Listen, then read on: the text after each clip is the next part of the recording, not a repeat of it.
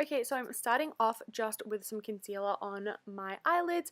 I don't set this down, I just am preferring that lately, and I'm going to take the shade Salted Caramel, which is the lightest like transition shade in the palette.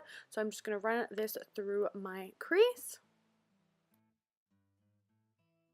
Then I'm going to go ahead and build up the depth in the crease by taking Milk Chocolate and just putting this a little bit lower than where we put Salted Caramel.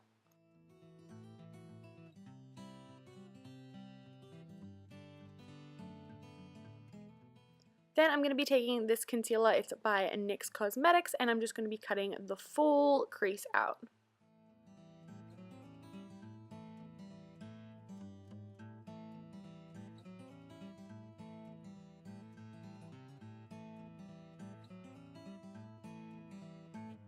Then without setting the crease, I'm going to go ahead and put Gilded Ganache, I think is how it's pronounced. But this is kind of like a shimmery khaki. So I'm just going to pack this all over the lid. This is actually the first time I've used this shade and I really like how it looks.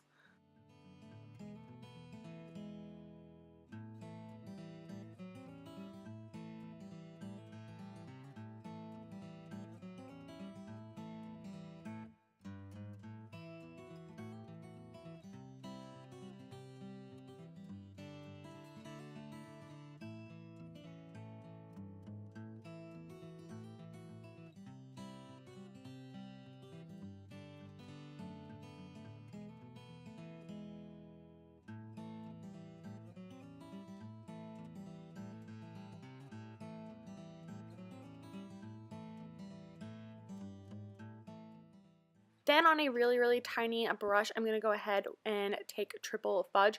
This is just to kind of break up that really harsh line and just kind of buff it out a little bit, if that makes any sense.